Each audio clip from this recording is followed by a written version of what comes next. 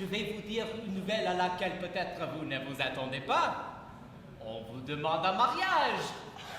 Cela est plaisant, oui, ce mot de mariage. Il n'y a rien de plus drôle pour les jeunes filles. Ah, nature, nature! À ce que je puis voir, ma fille, je n'ai que faire de vous demander si vous voulez bien vous marier. Je dois faire, mon père, tout ce qu'il vous plaira de m'ordonner. Je suis bien aise d'avoir une fille si obéissante. La chose est donc conclue et je vous ai promise.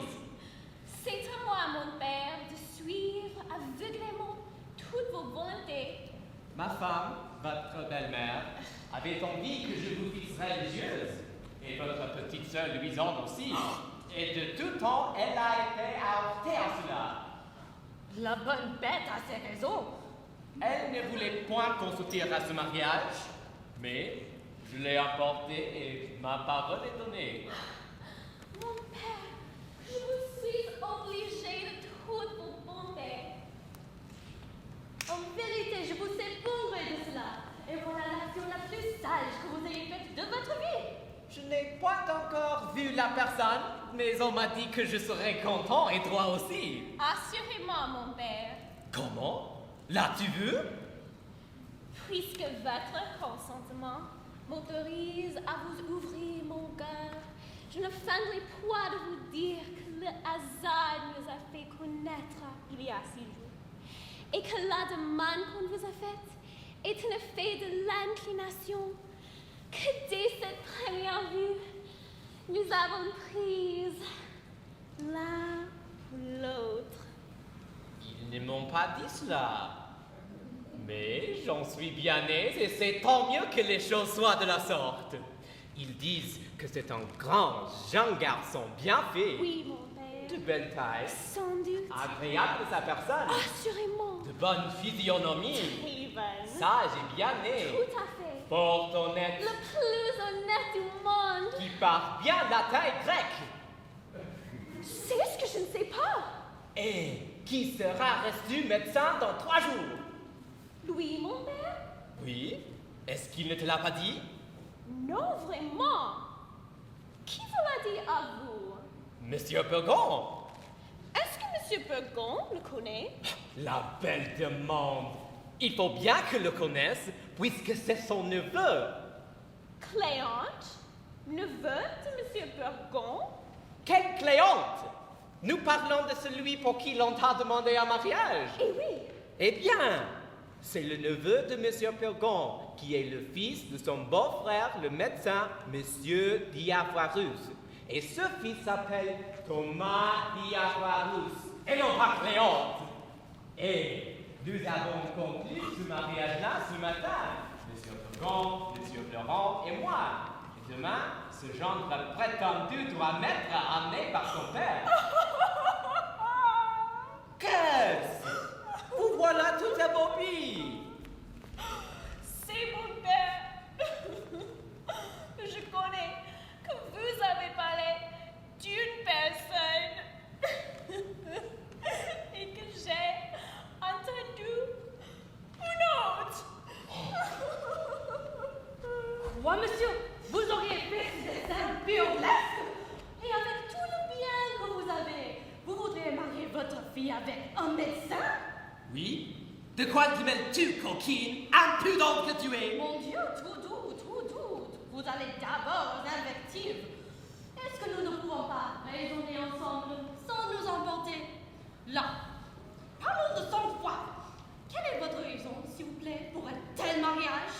Ma raison est que, me voyant infirme et malade comme je suis, je veux me faire un gendre et des alliés médecins, afin d'avoir dans ma famille les sources des remèdes et des consultations et des ordonnances qui me sont nécessaires.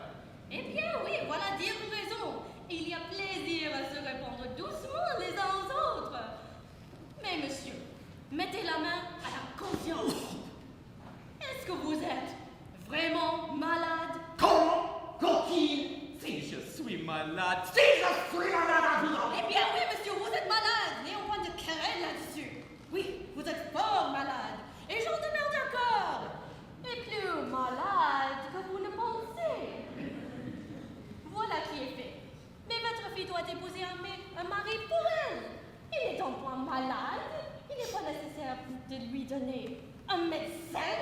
C'est pour moi que je lui donne ce médecin. Et une fille de bon intérêt doit être ravie d'épouser ce qui est utile à la santé de son père.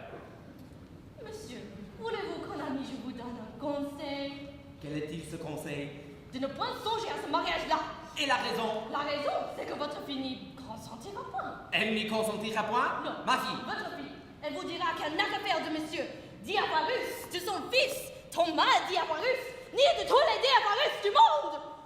Outre que le parti est plus avantageux qu'on ne pense, Monsieur Diafoirus n'a que ce fils-là pour tout héritier. Et de plus, Monsieur Purgon, qui n'a ni femme, ni enfant, lui donne tout son bien en faveur de ce mariage. Et Monsieur Purgon est un homme qui a 8000 bonnes livres de rente.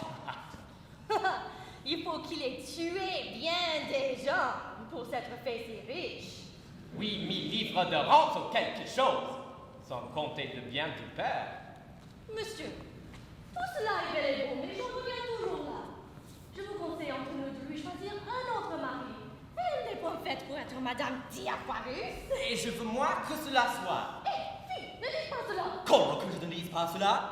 Et non, Et pourquoi ne le dirais-je pas? on dira que vous ne songez pas à ce que vous dites. On dira ce qu'on voudra, mais je vous dis que je veux qu'elle exécute la parole que j'ai donnée. Non, je suis sûre qu'elle ne le fera pas. Je l'y penserai bien. Elle ne le fera pas, vous dis-je. Elle le fera, ou je la mettrai dans un couvent. Vous Moi, Oh, bon. comment bon? Vous ne la mettrez point dans un couvent. Je ne la mettrai point dans un couvent? Non. Non? Non. Ouais. Voici qui est plaisant. Je ne mettrai pas ma fille dans un couvent si je veux. Non, vous dis-je. Qui m'en empêchera? Vous-même. Moi? Oui, vous n'aurez pas ce cœur-là. Je l'aurai. Vous vous moquez. Je ne me moque pas. La tendresse paternelle vous prendra. Elle ne me prendra point. Une petite larme aux deux, les bras jetés au cou. Mon petit papa mignon prendrait tendrement. Sera assez pour vous toucher. Tout cela ne fera rien. Ouais. Je vous dis que je n'en demanderai point. Bagatelle. Il ne faut pas dire bagatelle. Mon Dieu, je vous connais, vous êtes bon naturellement. Je ne suis point bon. Et je suis méchant quand je peux. Doucement. Vous ne songez pas que vous êtes malade. Je lui commande absolument de se préparer à prendre le mari que je dis. Et moi, je lui défends absolument d'en faire rien. Où est-ce donc que nous sommes? Et quelle audace est cela? À une coquine de servante de parler de la sorte devant son maître. Quand un maître ne songe point à ce qu'il fait, une servante bien sensée est en droit de le redresser. Ah! Insolente! Il faut que je t'assomme! Il est de mon devoir de m'opposer aux choses qui peuvent vous déshonorer. Viens que je t'apprenne à parler. Je m'intéresse comme je dois à ne vous point laisser faire de folie. Chienne! Je ne consentirai jamais à ce mariage. Pomma! Je ne vous point qu'elle épouse votre Thomas Diafoirus. Carogne! Et elle m'obéira plutôt qu'à vous. Angélique! Tu ne veux pas m'arrêter cette coquine-là? Et mon père, ne vous faites point malade. Si tu ne m'arrêtes, je te donnerai ma malédiction! Et moi, je la déshériterai si elle vous obéit.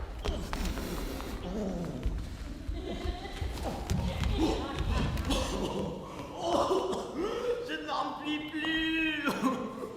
Voilà pour me faire mourir. Ah, ma femme, approchez! Qu'avez-vous, mon pauvre mari? Venez ici à mon secours! Qu'est-ce que c'est donc qu'il y a, mon petit-fils? Mamie! Mon ami. On vient de me mettre en colère! Hélas, mon petit mari. Comment donc, mon ami?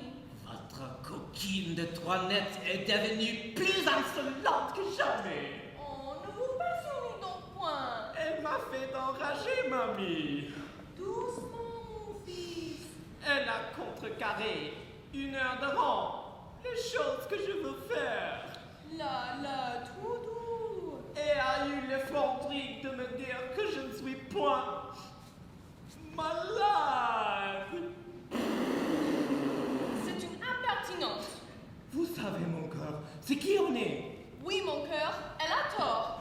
Ma Mamour, cette coquine-là me fera mourir. Oh, Ella. Elle est cause de toute la pile que je fais. Ne vous fâchez point tant. Et il y a je sais combien que je vous dis de me la chasser. Mon Dieu, mon fils, il n'y a point de serviteur et de servant qui n'ait leur défaut. On est contraint parfois de souffrir de mauvaises qualités à cause des bonnes. Celle-ci est adroite, soigneuse, diligente et surtout fidèle. Et vous savez qu'il faut maintenant de grandes précautions pour les gens que l'on prend. Hola, Toinette. Madame? Pourquoi donc est-ce que vous mettez mon mari en colère? Moi, madame? Hélas, je ne sais pas ce que vous voulez dire. Et je ne songe qu'à complaire à monsieur en toutes choses. Ah, la traîtresse! Il nous a dit qu'il voulait donner sa fille en mariage au fils de monsieur Diafoirus. Je lui ai répondu que je trouvais le parti avantageux pour elle, mais que je croyais qu'il ferait mieux de la mettre dans un couvent. Il n'y a pas grand mal à cela, et je trouve qu'elle a raison. Mamie, vous la croyez? C'est une scélérate. Elle m'a dit sans insolente. Eh bien, je vous crois, mon ami. Là, remettez-vous. Écoutez, Toinette, si vous fâchez jamais mon mari, je vous mettrai dehors. Ça, donnez-moi des oreillers que je l'accommode dans sa chaise. Vous voilà, je ne sais comment. Imposez bien votre bonnet sur vos oreilles. Il n'y a rien qui en vaut tant que de prendre l'air par les oreilles. Ah, Mamour, que je vous suis obligé de tous les soins que vous prenez de moi.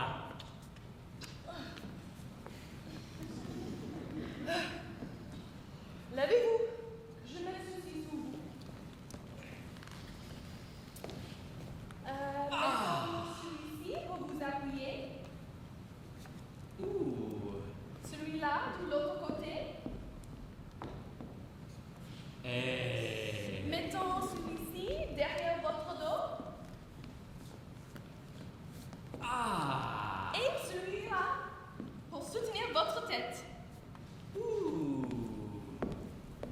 Et celui-ci pour vous garder du terrain.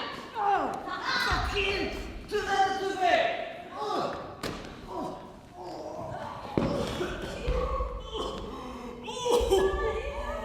Qu'est-ce que c'est donc? Je n'en puis plus. Pourquoi vous emportez ainsi? Elle a trouvé bien. Vous ne connaissez pas, Mamour. La malice de la renarde. Elle m'a mis tout hors de moi. Et il faudra plus de 8 médecines et 12 lavements pour réparer tout ceci. Là, mon petit ami, apaisez-vous un peu. Ah, mamie, vous êtes toute ma consolation. Pauvre petit-fils. Pour tâcher de reconnaître l'amour que vous me portez, je veux mon cœur vous mettre entre les mains 20 000 francs en or que j'ai dans le lambris de mon alcôve et 2 billets payables au porteur qui me sont dus. Non, je ne veux point de tout cela. Combien dites-vous qu'il y a dans votre alcôve? 20 000 francs, Mamour. Ne me parlez de bien, je vous prie. Combien sont les 2 billets? Ils sont, mamie, l'un de 4 000 francs et l'autre de 6. Tous les biens de mon ami ne me sont rien au prix de vous. Et comme je vous ai dit, je veux faire mon testament. Ah! Mon ami, ne parlons point de cela. Je vous prie. Je ne pourrai souffrir de cette pensée. Et le seul mot du testament me fait tressaillir de douleur. Je vous avais dit de parler pour cela à votre notaire. Le voilà que j'ai amené dans votre cabinet. Mamour, conduisez-moi, je vous prie.